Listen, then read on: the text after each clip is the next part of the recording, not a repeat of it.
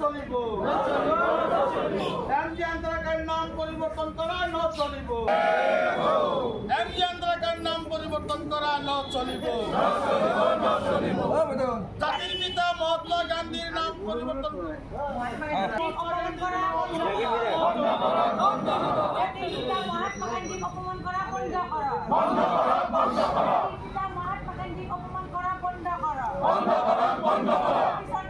বৰপেটাতো এমজি এনৰেগাৰ নাম সলনিৰ প্ৰতিবাদ অসম প্ৰদেশ কংগ্ৰেছ কমিটিৰ কাৰ্যকৰী সভাপতি জাকিৰ হুছেইন চিকদাৰৰ নেতৃত্বত বৰপেটাত কংগ্ৰেছৰ প্ৰতিবাদ।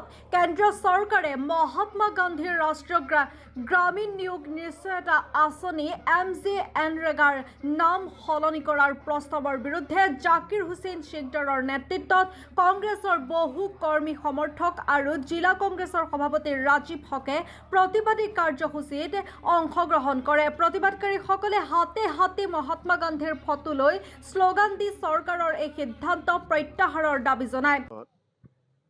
পূৰ্বৰ ইউপিএ চৰকাৰে কংগ্ৰেছ নেতৃত্বাধীন ইউপিএ চৰকাৰে ভাৰতবৰ্ষৰ প্ৰতিজন মানুহে যাতে কাম পায়, বছৰত 100 দিনৰ কামৰ গেৰাণ্টিৰে এমজি নেগ্ৰা এটা আইন আনিছিল আৰু সেই এমজি নেগ্ৰাৰ জৰিয়তে দেশখনৰ কোটি কোটি মানুহে জব কাৰ্ড লাভ কৰিছিল আৰু সেই জব কাৰ্ডৰ জৰিয়তে কাম লাভ কৰিছিল।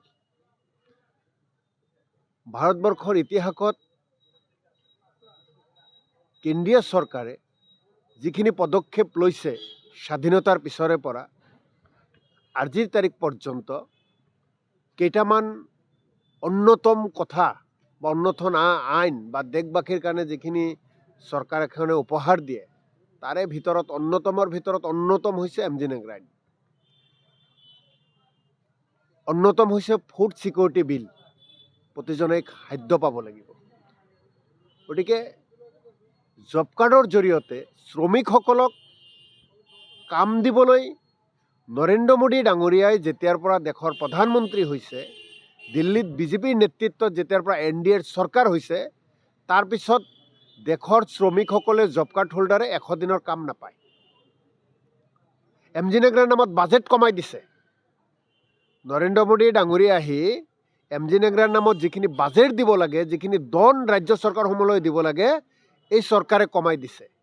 অৰ্থাৎ গাঁৱৰ মানুহে যাতে কাম পায়, 100 দিনৰ কাম যাতে গেৰাণ্টি পায়, সেইখিনি কৰিবলৈ অপৰাগ নৰেন্দ্ৰ মোদী ডাঙৰীয়া। তেওঁ গাঁৱৰ মানুহৰ উন্নয়ন নিবিচাৰে। আদানী আম্বানীক ভাল পোৱা NDA চৰকাৰে, নৰেন্দ্ৰ মোদীয়ে, বিজেপিয়ে জব কাৰ্ড হোল্ডাৰক ভাল নাপায়। আজি আপুনি বৰপেটা জিলাত চাব, বিগত বেছি দিনৰ কথা নকওঁ, 2টা বছৰত যদি আপুনি জব কাৰ্ড হোল্ডাৰৰ ওচৰলৈ যায়, চাব যে তেওঁলোকৰ একাউণ্টত ধন অহা নাই, 100 দিনৰ কাম দিব পৰা নাই।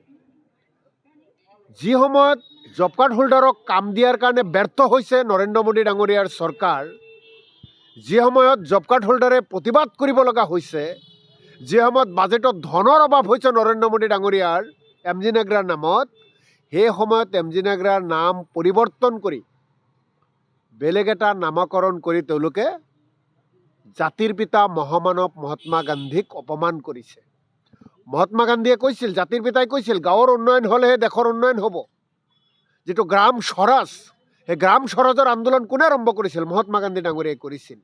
গতিকে জাতিৰ পিতাৰ নামত থকা এটা আইন, তাক পৰিৱৰ্তন কৰি নৰেন্দ্ৰ মোদী ডাঙৰীয়াই কি লাভান্বিত কৰিব বিচাৰিছে?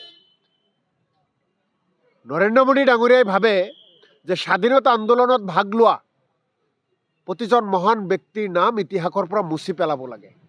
ইতিহাসত কেৱল RSSৰ নাম থাকিব লাগে, দীনদয়াল উপাধ্যায়ৰ নাম থাকিব লাগে আৰু নৰেন্দ্ৰ মোদীৰ নাম থাকিব লাগে।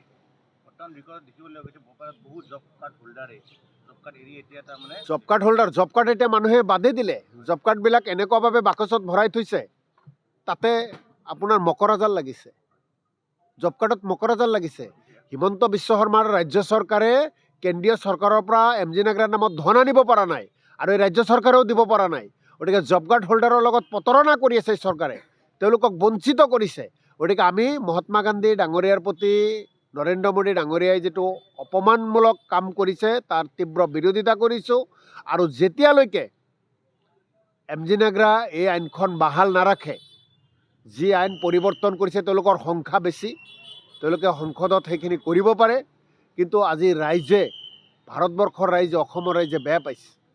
জাতিৰ পিতাৰ লগত কোনো ৰাজনীতি কৰিব নালাগে। যিজন জাতিৰ পিতাৰ নেতৃত্বতে আমি স্বাধীনতা লাভ কৰিছোঁ, মহাত্মা গান্ধীৰ নেতৃত্বতে ভাৰতবৰ্ষ স্বাধীন হৈছে, তাৰ কাৰণে নৰেন্দ্ৰ মোদী আজি প্ৰধানমন্ত্ৰী হ'ব পাৰিছে, নৰেন্দ্ৰ মোদী ডাঙৰীয়া।